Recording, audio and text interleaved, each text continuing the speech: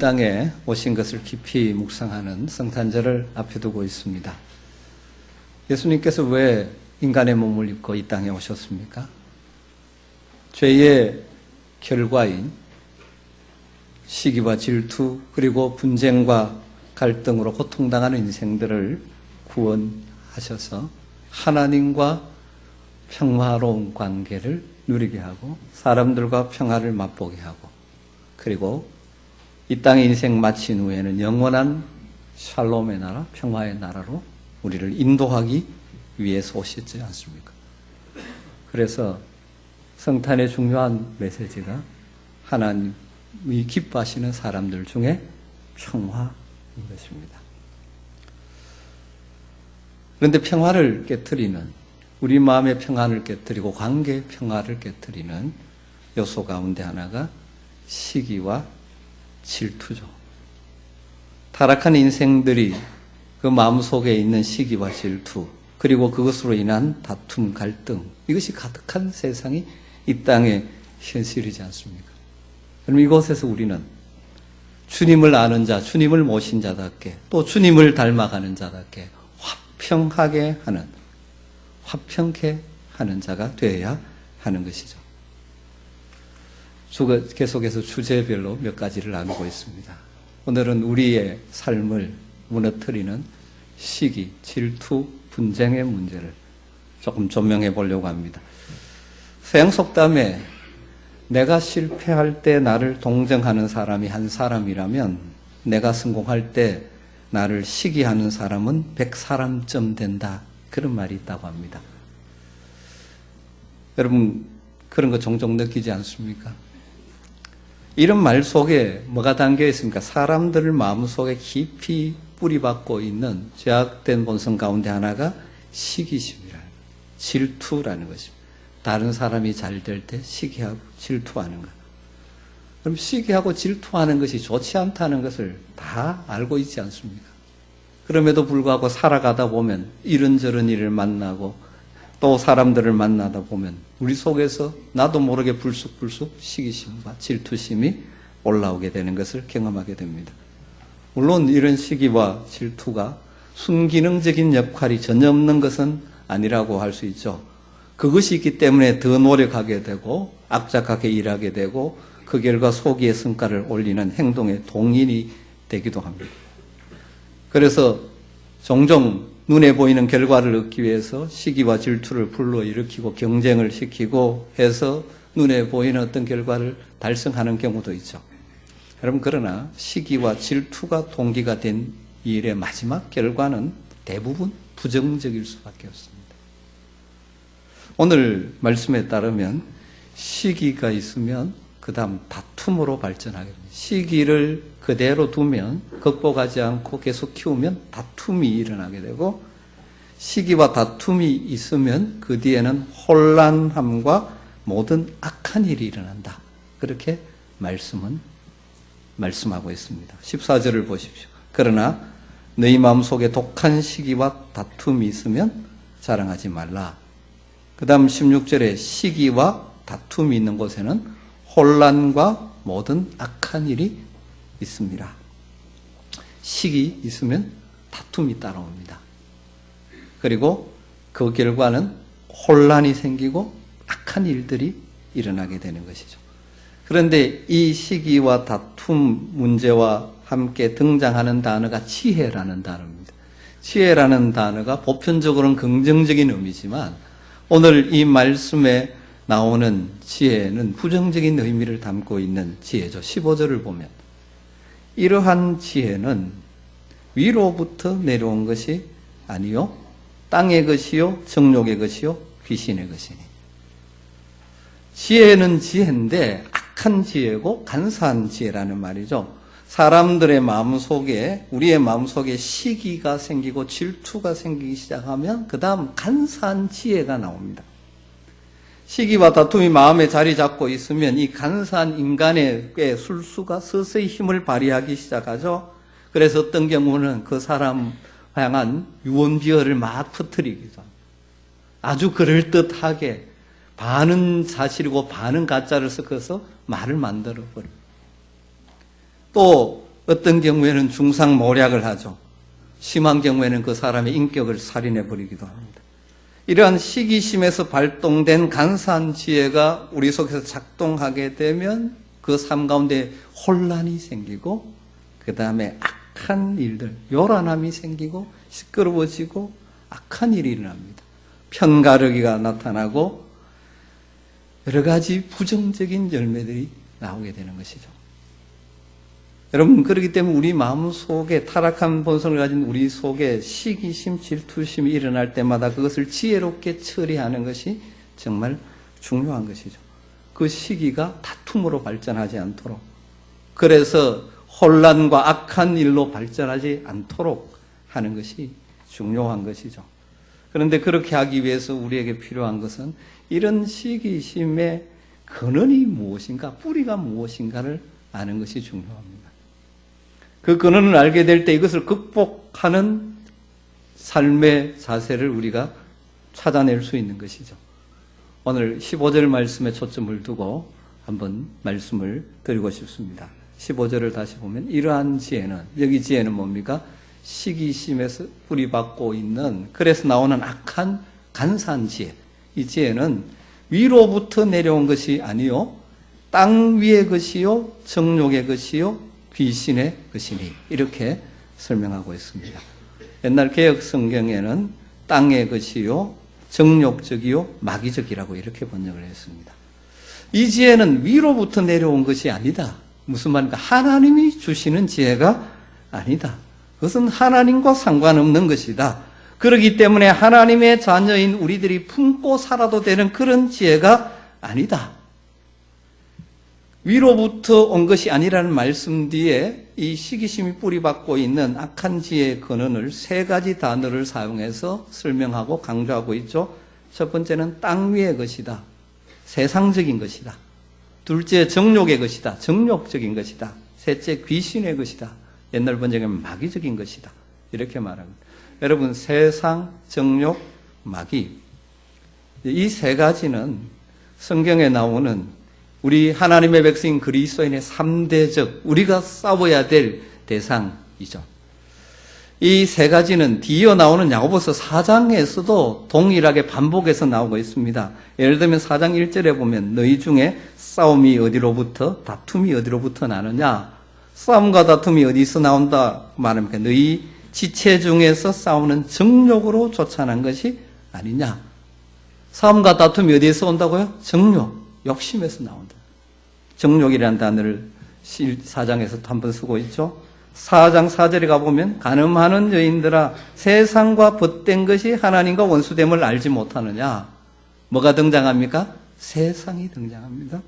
7절에 가보면 그런즉 너희는 하나님께 복종할지어다 마귀를 대적하라. 하나님께 복종하는 것을 마귀를 대적하는, 마귀가 강조되고 있습니다. 그러니까 세상, 정욕, 마귀 이 세 가지가 같이 계속 등장하고 있죠. 그럼 이 세 가지 관계를 한번 논리적으로 정리해 보면 이렇게 정리가 됩니다. 세상과 정욕, 이 두 가지는 사실상 마귀가 부리는 두 하수인이라고 할 수 있습니다. 사탄이 우리를 공격해서 우리를 넘어뜨리고 유혹하기 위해서 우리 안에 근거기질 하나를 가지고 있죠. 그게 무엇입니까? 우리 속에 있는 욕심, 정욕. 우리 안에 있는 욕심과 정욕을 막 불러일으켜서 우리를 유혹해서 넘어뜨리죠. 또 사탄은 우리를 넘어뜨리기 위해서 우리 밖에 또 다른 근거기질을 하나 가지고 있습니다. 우리를 둘러싸고 있는 이 세상의 가치관. 여기서 세상이라는 것은 타락한 세상의 가치관, 하나님을 대적하는 생각, 그리고 힘, 이런 것들을 사용해서 우리를 공격하는 것이죠. 우리를 둘러싸고 있는 세상, 또 우리 안에 있는 이 정욕, 이 두 가지를 마귀가 사용해가지고 우리에게 시기심을 일으키고 결과 다툼을 일으키고 악의 열매를 맺게 만든다는 것이죠. 여러분, 이 세 가지 뿌리를 극복하는 것이 시기심과 질투, 거기로 나오는 다툼과 갈등, 뛰어넘는 정말 화평한 삶을, 복된 삶을 살아가는 비결이 되는 것이죠. 하나하나 좀 더 생각해 보십시다. 시기와 다툼은 어디에 속한 것이라고 말합니까? 땅에 속한 것, 세상적인 것이라고 말합니다. 여기 땅에 속한 세상적이라는 말은 세상의 가치관 그리고 그것이 지배하는 힘을 말하죠. 여러분, 사람들 속에는 다 지배욕이 있습니다. 내가 지배하고 내 마음대로 끌고 가고 싶은 욕망이 있죠. 그래서 어떤 사람들은 돈이 좀 있으면 돈을 가지고, 물질을 가지고 사람을 다스리려고 합니다. 어떻게 보면 참 치사하지만 돈 때문에 끌려다녀야 될 때가 참 많습니다. 그렇게 될 때 막 누가 돈을 가지고 내 인생을 막 좌지우지하게 될 때 우리 속에 뭐가 생깁니까? 분노가 막 생기게 됩니다. 또 어떤 사람은 자신이 가지고 있는 지위를 이용해서 다스리려고 하죠. 자기 마음대로 끌고 다니는 사람들에게는 즐거운 일이 될지 모르지만 끌려다니는, 지배당하는 입장에서는 분노가 일어나게 되죠. 이게 시기심을 통하여 폭발하는 것입니다. 여러분, 시기심에 따르는 분노의 폭발, 이런 것이 종종 어떻게 저런 일이 일어났지 싶은데 그 뿌리에 가보면 그런 경우가 있습니다. 아주 오래전에 하버드 대학에 이런 일이 일어났다고 합니다. 연극과 학생들이 연극을 하고 있었습니다. 그런데 그 학생 중에 한 사람이 자기의 조상이 노예 출신이었다고 합니다. 그래서 언제나 그것이 자기 마음속에 열등감으로 남아 있었습니다. 그런데 그가 연극을 하다가 그 연극 속에서 자기가 모욕을 당하는 장면에서 갑자기 분노가 폭발해버린 것입니다. 그래서 파트너를 죽여버린 사건이 일어났다고 말합니다. 자기 마음속에 해결되지 않고 있던 열등감에서 나오는 분노, 그것이 연극인데도 자기를 모욕하는 상대방을 향한 질투, 좋은 자리와 보다 나은 조건을 가진 상대방에 대한 시기심이 폭발할 때 일어난 비극이죠. 이건 극단적인 예일지 모르지만 여러분, 우리 사회 속에서 이 열등감 또 여기에 관계되는 시기심, 이것들을 조절되지 않을 때 일어나는 여러 가지 폭발 현상들을 보게 되는 것이죠. 여러분, 이건 예수님을 3년 동안 따라다니던 제자들에게도 일어났던 일 가운데 하나입니다. 어느 날 야고보와 요한의 어머니가 예수님을 찾아와서 요청을 하죠. 선생님, 이제 영광의 새로운 나라를 만들어 그 나라를 통치하게 될 때 내 한 아들은 선생님 오른팔 삼아 주시고 내 한 아들은 왼팔 삼아 주십시오. 이런 요청이죠. 그 이야기를 듣자 다른 10제자가 분노하기 시작합니다. 그 광경을 지켜보던 예수님께서 이렇게 말씀하시죠. 이 세상의 집권자들이 구하는 것이 바로 그와 같은 태도다. 그러면서 예수님께서 아주 중요한 말씀을 하시죠. 세상은 그렇다. 그러나 하나님의 나라는, 하나님의 다스림을 받는 하나님의 나라에서는 크고자 하는 자는 섬기는 자가 되고 어뜸이 되고자 하는 자는 종이 되어야 하리라. 그러면서 위대한 섬김의 교훈을 가르치시며 자신이 바로 섬기러 왔다라고 말씀하시죠. 인자가 온 것은 섬김을 받으려 함이 아니라 도리어 섬기려 하고 자기 목숨을 많은 사람의 대속물로 주려 함이니라. 여러분, 여기에서 바로 세상적인 사고방식에 뿌리를 두고 있는 시기심을 극복하는 비결이 여기에 있는 것입니다. 세상적인 사고방식을 뛰어넘기 위해서, 거기에서 나오는 시기심을 뛰어넘기 위해서 우리에게 필요한 것은 섬김이 얼마나 가치 있는가 하는 것을 아는 것입니다. 세상에서는 지배하고 끌고 가는 것이 가치 있다고 생각하지만 하나님의 나라는 그것이 아니라 섬기는 것이 더 큰 것이라고 말씀하고 있는 것입니다. 여러분, 남을 다스리고 짓밟고 누르는 것이 성공이 아니라 섬기는 것이 더 위대한 가치라는 사실을 깨달을 수 있게 되기를 주님으로 축복합니다. 여러분, 섬김의 가치를 깨닫고 우리 주님을 본받아 섬김의 삶을 살기를 결단하는 사람들은 시기와 질투심의 문제를 뛰어넘을 수 있습니다. 그래서 거기서 나오는 갈등과 다툼을 뛰어넘을 수가 있습니다. 여러분, 왜 다투고 시기해서 다투고 그럽니까? 섬김의 가치를 모르기 때문입니다. 우리 주님이 이 땅에 인간의 몸을 입고 오신 것을 깊이 묵상하는 이 성탄의 계절입니다. 우리 주님 왜 하늘 영광 보좌 버리고 이 땅에 인간의 몸을 입고 오셨습니까? 섬기기 위해서 오셨습니다. 자기 자신의 목숨까지 내어주어 우리를 섬겨 우리를 살리기 위해 오셨습니다. 우리를 구원하기 위해서 오셨습니다. 사랑하는 성도 여러분, 이 성탄의 계절에 다시 한번 섬김의 가치를 마음에 새기시기를 주님으로 축복합니다. 그럼 우리 속에 생기는 시기와 다툼은 자연스럽게 사라질 것이고 하나님이 주시는 샬롬, 평강이 찾아오게 될 것입니다. 안타깝게도 하나님의 나라를 세상에 보여줘야 하는 이 교회조차도 세상 가치관이 들어와서 세상적인 것이 들어와 있는 경우가 참 많이 있습니다. 어쩔 수 없죠. 세상에 살고 있기 때문에. 저는 그 대표적인 것 중에 하나가 교회의 직분에 대한 성도들의 잘못된 인식이라고 생각합니다. 말로는 다 섬기는 직분이라고 하지만 마음속 깊은 곳에서는 교회 직분까지도 세상적인 가치관을 가지고 생각을 합니다. 어느 직분을, 중요한 직분을 맡는 것이 마치 교회의 산자리 차지하는 것으로 착각하는 것이죠. 그러다 보니까 그분이 직분을 맡으면 자기 주장대로, 자기 뜻대로 끌고 가려고 하기 때문에 다른 사람들에게 갈등을 일으키는 경우가 생기는 것이죠. 그래서 어떤 분은 이런 말도 합니다. 교회가 시끄럽지 않고 평안하려면 장로, 집사, 권사 이런 거 뽑지 말아야 된다. 와 그런 거 하는지 모르겠다. 그런데 그렇지 않습니다. 성경에 따르면 교회의 중요한 일꾼을 세운 일은 너무나 소중한 일이고 영광스러운 일이고 그 직분을 잘 감당하면 정말 하나님 기뻐하시는 일입니다. 그런데 왜 그런 이야기를 하겠습니까? 꼭 교회가 시험 들고 시끄러워질 때 어떨 때입니까? 이 직분자 선거를 하고 나서 그런 경향이 있습니다. 저는 우리 야맹교회 성도들이 섬김의 가치를 알고 하나님 나라의 가치를 알기 때문에 이런 일이 우리 교회에서는 절대 일어나지 않게 되기를 간절히 소망합니다. 왜냐하면 이게 뭐라는 것인가? 세상의 가치관에 지배를 받고 있는 것이죠. 그러다 보니까 섬김의 가치를 진짜 모르는 것입니다. 교회의 직분을 계급으로 생각하니까 직분자 선거에서 떨어지면 마음속에 분노가 일어나는 것입니다. 그러면서 비교하면서 저 사람 나보다 못한데 왜 저 사람이 돼서 그렇게 이야기합니다. 거기다가 또 옆에서 살살 부추기는 사람이 있습니다. 여러분 성경의 가르침은 분명하게 뭐라고 합니까? 나보다 남을 낮게 여기라고 말합니다. 그리고 성도들이 어쨌든 인정해 준 사람인데 자기는 저 사람보다 내가 낫다고 생각하고 비난하는 것이죠. 내가 잘났다라고 주장하는 것이지 않습니까? 너는 됐는데 왜 내가 못 되느냐? 이런 생각들이 교회 안에서 뭘 일으키면 시기와 다툼을 일으키는 거죠.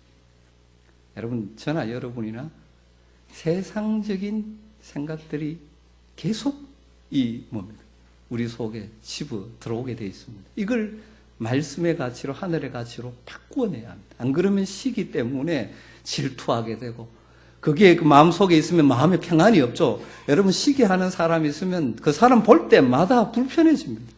이게 심해지면 그 다음 별것 아닌 일에 꼬투리 잡아서 다툼을 일으키는 것이 평안이 없어지는 것입니다.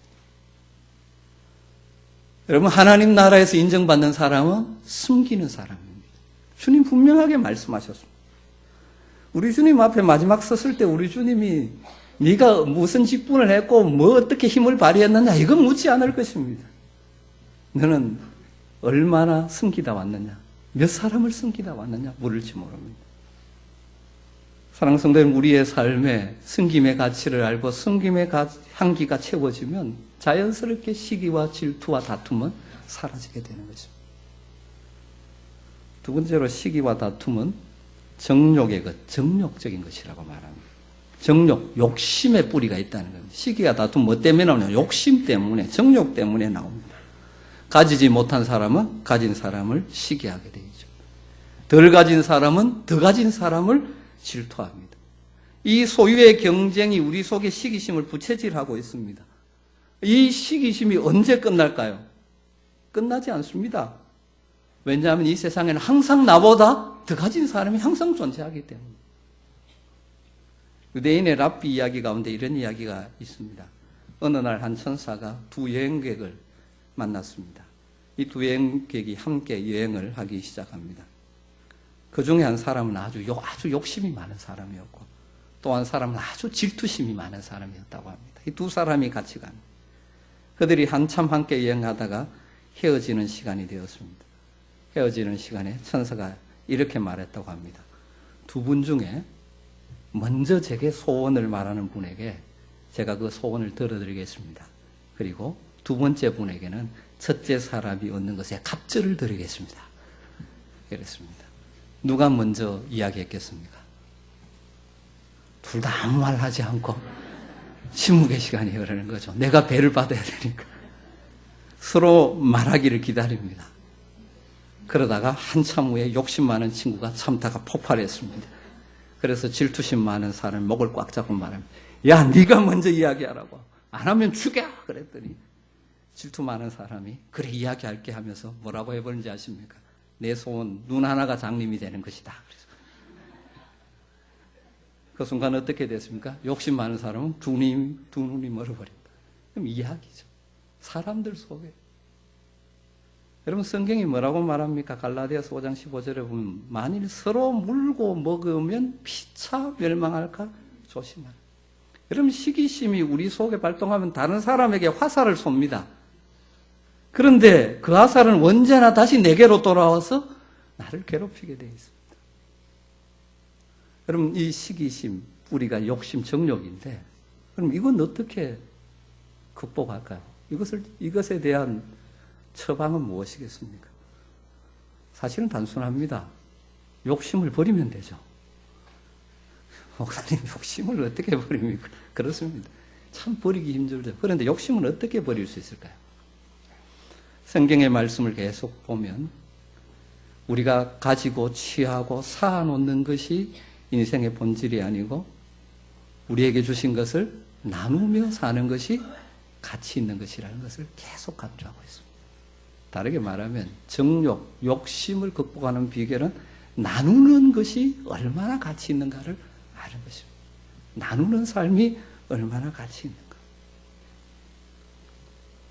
우리는 세상의 이 가치관과 이 욕심이 우리 속에 있어서 가지고 빼앗고 사두는 것이 가치 있다고 자꾸 생각하는데 하나님의 나라, 하나님의 말씀은 너희에게 준 것, 너희 것이 아니고 하나님이 준 것이다. 그러니까 그것을 나누고 사용하라고 말씀합니다.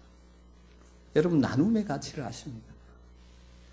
나누는 것의 가치를 가장 잘 드러내는 것이 바로 예수님이 이 땅에 오신 사건이지 않습니까?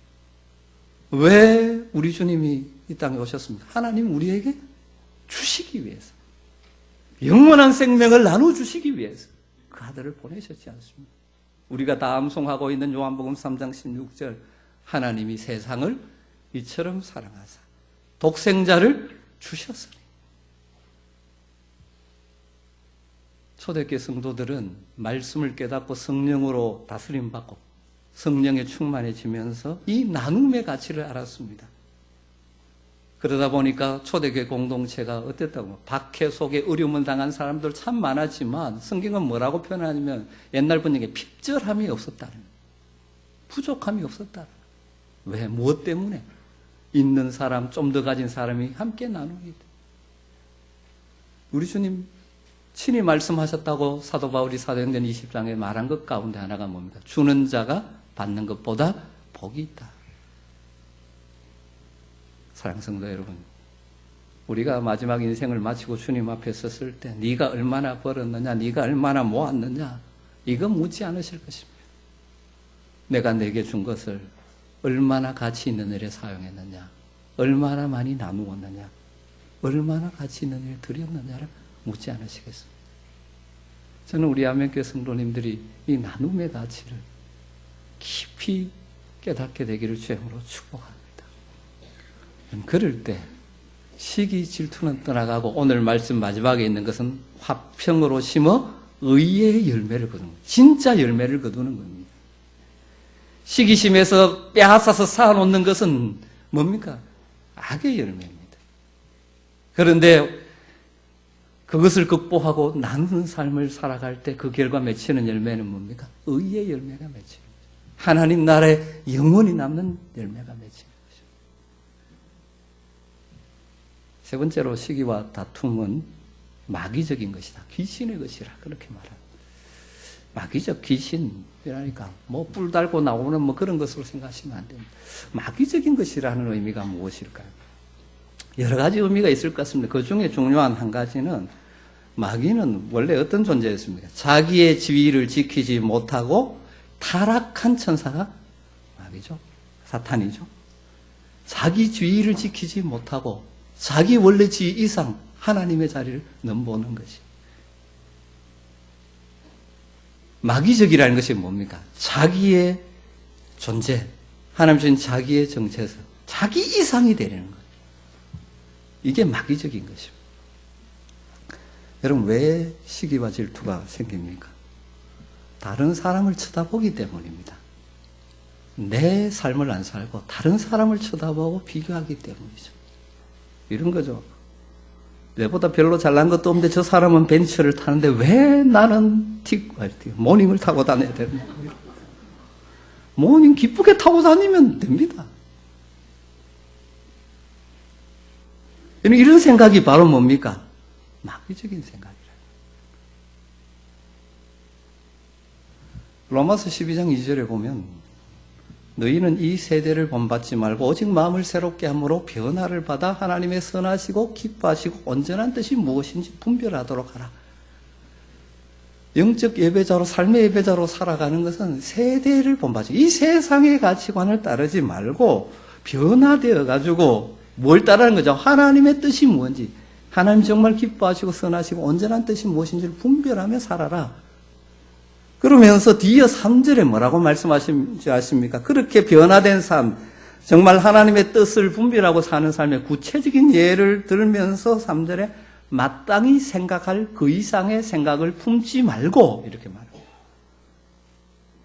그 다음 나오는 것이 은사에 대해서 얘기합니다. 이런 은사를 받은 사람은 이렇게 사용하고, 이런 은사를 받은 사람은 이렇게 사용하고, 이런 은사를 받은 사람은 이렇게 사용하고.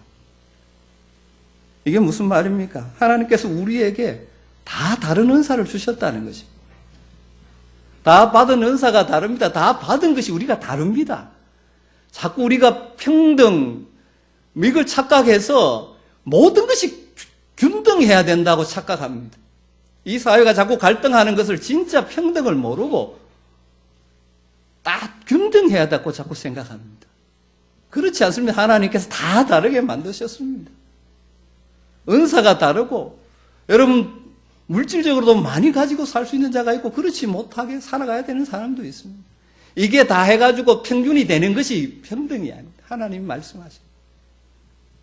자기의 삶을 살면 되는 겁니다.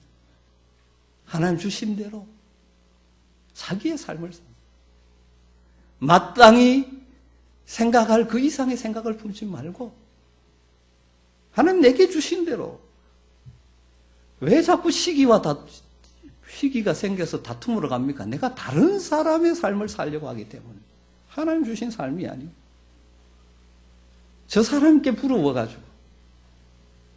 내게 주신 은사가 그게 아닌데, 그렇게 살려고 하니까 나는 그렇게 안 되고, 그러니까 자꾸 시기가 생기고, 미워지고, 그 다음 한 걸음 더 나가면 뭡니까? 간사한 깨가 작동하기 시작하면서 그 사람을 끌어내리려고 합니다.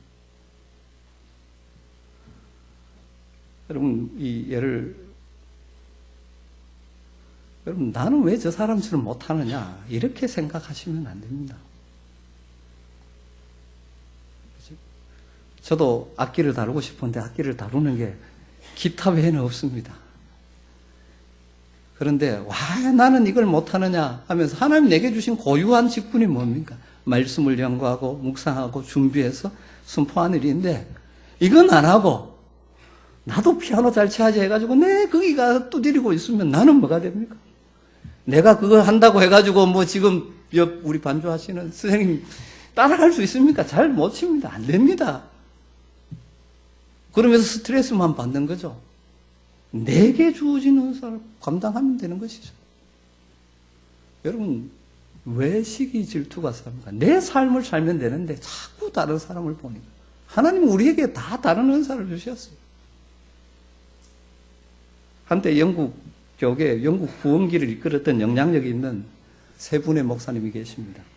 한 분은 F.B. 마이어라는 목사님인데, 이분이 쓰신 책이 참 많습니다. 영향력이 크죠. 또 그 같은 시대에 위대한 설교자였던 스폴전 목사님도 계셨습니다.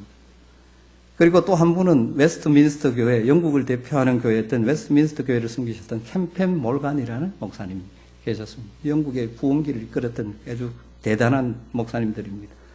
그런데 마이어 목사님이 자기 마음속에 이 두 분 목사님을 보면서 시기심이 생기기 시작했다는 겁니다. 왜 나는 스폴전 목사님처럼 저렇게 달변이 아니어서 설교를 저렇게 잘 하지를 못하는, 스폴전 목사님 설교할 때마다 사람들이 막 하는데 내게는 그런 게 왜 없느냐. 캠펜 몰간 목사님처럼 리더십과 권위를 가지고 목회는 나는 왜 그렇게 못하느냐. 그래서 하나님께 이 목사로서 이 시기심이 생기는 것이 참 이 가슴이 안 좋잖아요. 하나님께 기도하는 거죠. 하나님, 제 마음에 이 시기심, 질투심 좀 사라지게 해주십시오. 아무리 기도해도 이 시기심이 사라지지 않는 것입니다. 그런데 어느 날 마음속에 성령님께서 깨달음을 주셨다고 합니다. 네 기도를 바꾸어라. 시기심을 없애달라고 기도하지 말고 그들을 축복하라. 그렇게 말씀합니다. 그래서 기도를 바꾸어서 기도하기 시작합니다. 하나님, 스폴전 목사님, 그 교회와 목사님의 사역을 축복하여 주시옵소서. 그럼 그렇지 않습니까? 그 사역이 활발할수록 하나님의 나라가 확장되어지는데, 하나님 캠펜 몰간 목사님과 웨스트민스터 교회를 축복하여 주시옵소서. 이렇게 기도하기 시작하면서 마음에 평안, 기쁨, 자유가 찾아오더라고요. 그래서 이 세 분 목사님이 아주 친밀하게 그 시대를 이끌고 가는 동력자로 수임받았다고 합니다. 혹시 여러분에게 시기심을 일으키는 대상이 있습니까? 그 사람 쳐다보면, 여러분, 그렇다면 그 사람을 위해서 축복하며 기도하시기를 축복합니다. 그리고 자신의 재능과 내 은사와 내게 맡겨진 일에 최선을 다한 자기의 삶, 하나님 내게 주신 삶을 사시기를 부탁합니다. 여러분 마음에 평안이 있을 것입니다. 그렇게 살아갈 때 맺히는 열매는 의의 열매가 맺힐 것입니다. 정리하십시다. 시기심, 거기에서 파생되는 다툼, 그리고 모든 종류의 악, 이것이 내 삶에 영향을 미치지 못하는 복된 삶을 살아가기 위해서 필요한 것이 무엇입니까? 그 뿌리가 마귀적임을 기억하십시오. 결코 시기심이 여러분의 마음을 지배하도록 버려두지 마십시오. 그 뿌리가 세상적인 것입니다. 세상의 가치관을 뛰어넘는 섬김의 가치를 자각하시기를 부탁드립니다. 그 뿌리는 정욕적인 것입니다. 그러기에 욕심을 뛰어넘는 나누는 삶의 가치를 붙드시기를 주님으로 축복합니다. 이렇게 섬김과 나눔의 가치를 알고 그러한 삶을 훈련해 갈 때 우리를 다툼과 악으로 몰아가는 시기의 질투에서, 훈례에서 벗어날 수가 있습니다. 그리고 다른 사람과의 비교의식을 벗어버리고 내게 주신 은사와 재능과 일을 따라 최선을 다하십시오. 그렇게 할 때 화평으로 심어 의의 열매를 거두는 복된 역사가 여러분의 삶 속에 나타나게 될 것입니다. 우리 아멘교회 모든 식구들, 시기와 다툼 같은 부정적인 삶의 태도를 벗어버리고 마음의 평안을 누리고 함께 화평의 공동체를 이루고 세상에 하나님의 나라를 보여주는 복이 우리에게 있게 되기를 간절히 소망합니다. 기도하십시다.